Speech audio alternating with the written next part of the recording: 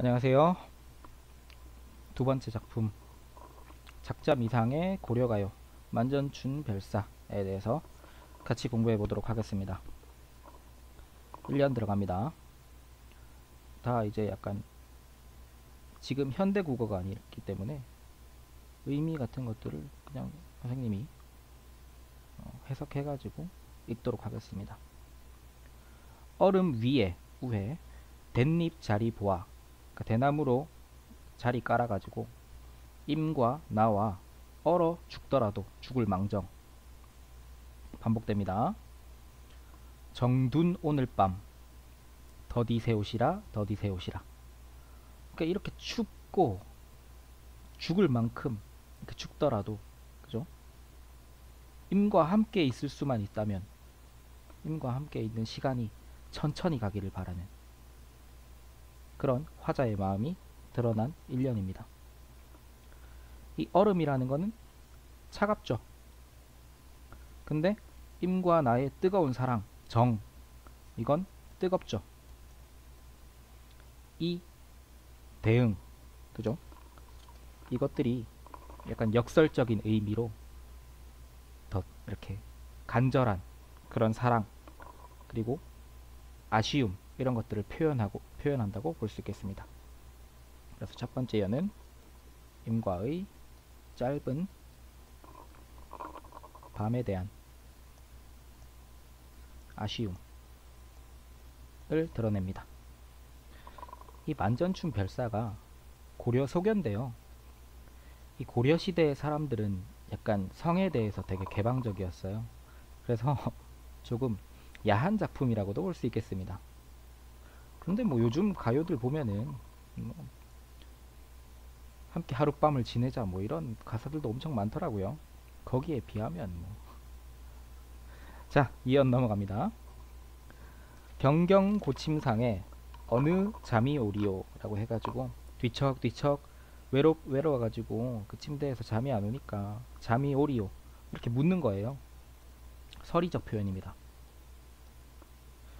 잠이 안 온다 라는 거죠. 잠 오겠냐? 뭐 이런 의미라고 볼 수 있겠습니다.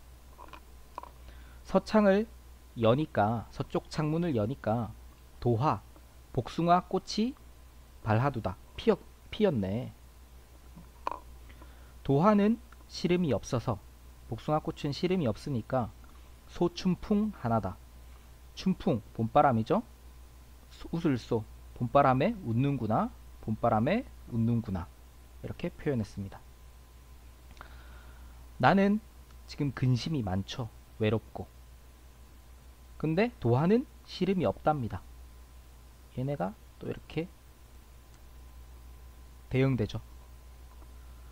나는 외롭고 근심이 많은데 도화는 시름이 없어 보이니까 이런 대조를 통해서 내가 더 외롭다라는 것을 표현하고 있는 부분입니다.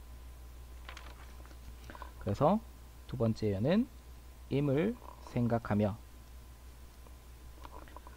잠못 이루는 밤의 의미를 가지고 있습니다. 근데 여기서 조금 주목해야 될 부분이 있는데 1년과 2년이 비슷한 부분이 있다면 이렇게 반복, 그죠? 소춘풍 하나다, 소춘풍 하나다, 이렇게 반복을 사용하는 부분은 되게 비슷한데, 그리고 의미적으로 좀 이어지죠. 아, 나 짧은 밤 아쉽고, 임을 생각하면서 잠 못 이루는 밤 이어지는데, 근데 또 쓰인 용어를 보면은 여기는 한글 위주로 이렇게 쓰다가 여기는 갑자기 한자어가 엄청 많이 등장하죠. 이렇게 갑자기 용어가 좀 달라진다는 점 때문에 이 만전춘 별사가, 그러니까 원래 각각 존재하는 다른 노래들, 뭐 작자도 다르겠죠.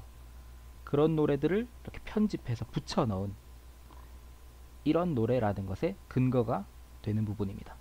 한자어가 많이 사용되었다, 여기는 아니다. 알아두고 넘어가도록 합시다. 자, 3년입니다. 넋이라도 님과 함께 가고자 했는데, 그러니까 님과 함께 지내는 그런 경치, 모습, 이런 것들을 항상 말했었는데 반복도 됐죠. 반복 자주 사용된다는 점은 이 만전춘별사의 특징이라고 볼 수 있겠습니다. 벽이더시니, 벽이던 그런 사람 누구였습니까? 누구였습니까?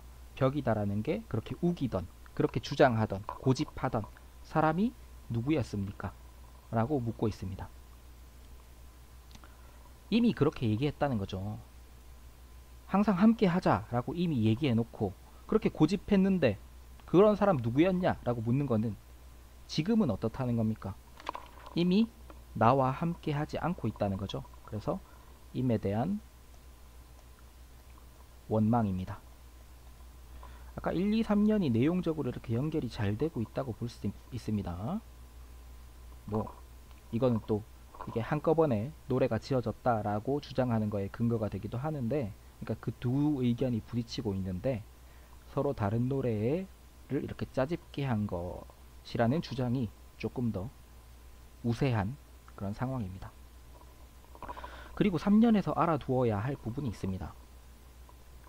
이 만전춘 별사가 아닌 정서라는, 아이고,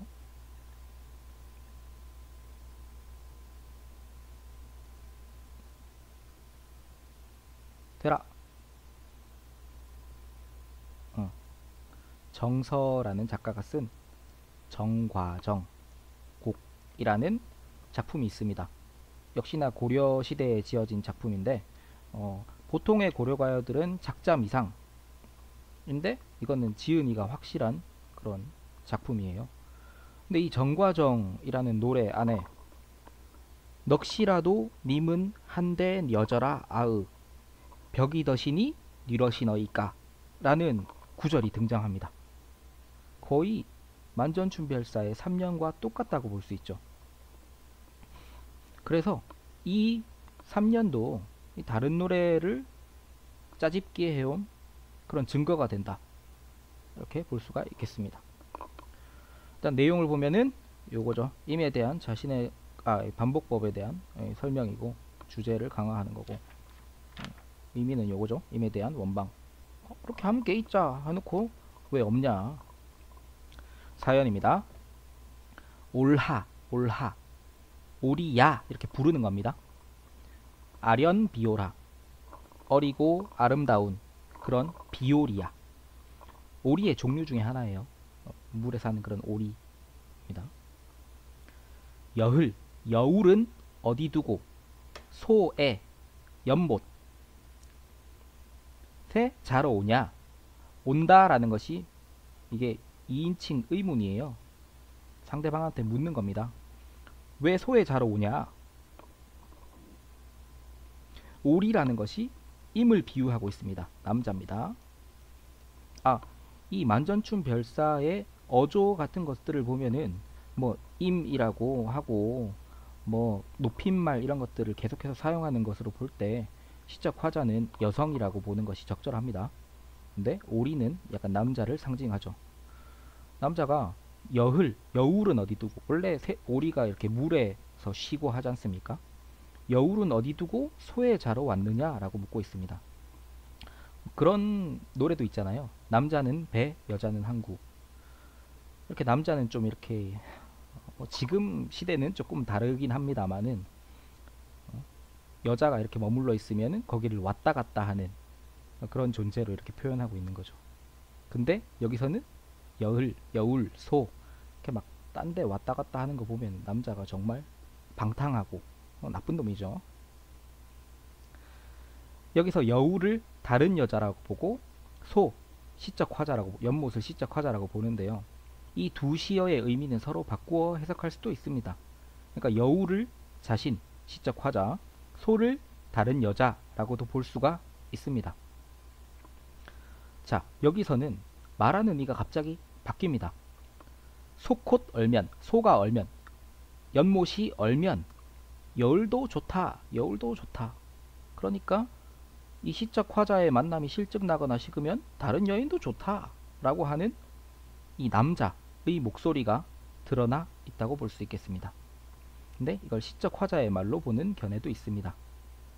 자, 근데 이건 뭐 제 개인적인 생각입니다만은 해석을 할 때 약간 상징적인 의미를 조금 보자면요. 연못은 고여있는 물이죠. 그리고 여울은 흐르는 물입니다. 그렇게 볼 때 이 앞에 연에서 계속 임을 기다리면서 화자는 가만히 있었지 않습니까? 그래서 시적 화자를 소로 보는 것이 조금 더 적절할 것 같습니다. 흘러가는 여자, 흘러가는 물 이런 것들은 외부에 있는 다른 여자들인 거죠. 그리고 이것을 말한 그런 사람도, 그러니까 연못이 얼면 여울도 좋다라고 얘기하는 것, 네가 이렇게 얼면은 딴 데 가겠다라고 하는 걸로 볼 때 이 임의 목소리라고 보는 것이 더 적절할 것 같습니다. 이게 만약에 시적 화자가 한 말이라고 하면 내가 얼면 딴 데 가도 좋다, 딴 데 가도 좋다 이렇게 얘기하는 거는 조금 어색하잖아요, 그죠? 자, 어쨌든 요 사연의 의미는 임의 방탕한 생활에 대한 풍자가 드러납니다. 자, 5연입니다. 남산, 남쪽에 있는 산이니까 따뜻한 거죠. 만약에 북산이면 원래 남쪽과 북쪽이 차갑고 따뜻한 거 이런 것들을 표현하지 않습니까? 따뜻한 온돌에 자리 모아서 옥산을 베어 누워, 옥베개 좋죠, 비싸고, 베고 누워, 금수산 이불 안에, 비단 이불을 안에, 잠자리가 엄청 좋네요, 그죠? 사향각시를 안아 누워, 이 사향각시가 아름다운 여인을 의미한다고 합니다. 이 사향이라는 게 이 향료죠. 향을 내는 재료. 근데 뭐 사향 노루나 사향 고양이 뭐 이런 애들에서 이렇게 채취한 재료인데 보통 이성을 유혹할 때 쓰는 그런 향기 이런 것입니다. 근데 이런 것들을 가진 주머니가 이 아름다운 여인을 의미하게 되는 거죠. 다시 한번 또 반복됩니다. 남산에 자리 누워 보아 옥산을 베어 누워 금수산 이불 안에 사양각시를 안아 누워, 이렇게 이렇게 엄청 좋은 자리에, 잠자리에 예쁜 여인을 이렇게 안아서 누워서 약든 가슴을 맞추옵사이다, 맞추옵사이다. 이 약든 가슴을 맞춥시다, 맞춥시다. 상상으로 임과 함께 하기를 소망한다고 하는데, 이거 임에 대한 그런 잠자리를 함께 하자라는 그런 말이라고 볼 수 있겠어요. 그래서 임에 대한 욕망과 상상. 지금 현재는 임과 함께 있는 상황이 아니니까요. 이렇게 같이 함께 하는 것을 상상하고 있는 것입니다. 소망하고 있는 것입니다. 자, 또 2연과 5연에 대해서 조금 얘기할 부분이 있는데 5연에 대해서 일단 짚고 넘어갑시다. 약간 시조의 형식과 비슷한 특성을 보입니다. 원래 시조는 초장, 중장, 종장 이렇게 세 장으로 구분되고 사음보로 끊어서 읽을 수가 있죠. 근데 이게 완전한 그 뭐 시조의 종장 첫 음보는 뭐 세 글자 맞춰야 되고 뭐 이런 부분 세세하게는 다 안 맞지만은 여기 비슷한 구조가 드러나요.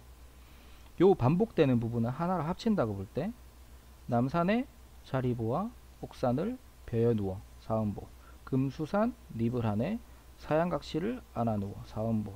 이건 반복되는 부분이니까 없애고, 약든 가슴을 맞추옵사이다, 맞추옵사이다 사음보.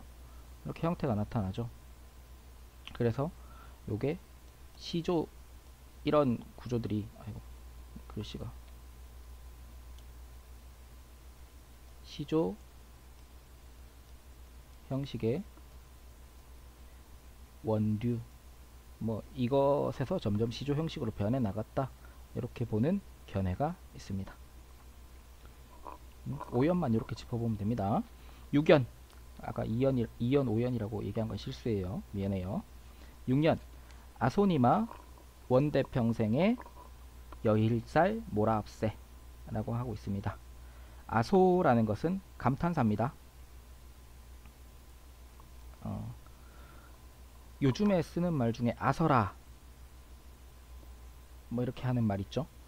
뭐 잘 모르는 친구들도 많을 것 같습니다만 어쨌든 금지, 아서라 니마 부르는 말이죠. 뭔데 평생에 여일 줄 모릅시다. 우리 여희다 이거는 헤어지다 라는 의미를 가지니까 일생 동안 계속 멀리 항상 오랫동안 헤어지지 말고 삽시다 라는 임과 함께 평생 함께 할 것을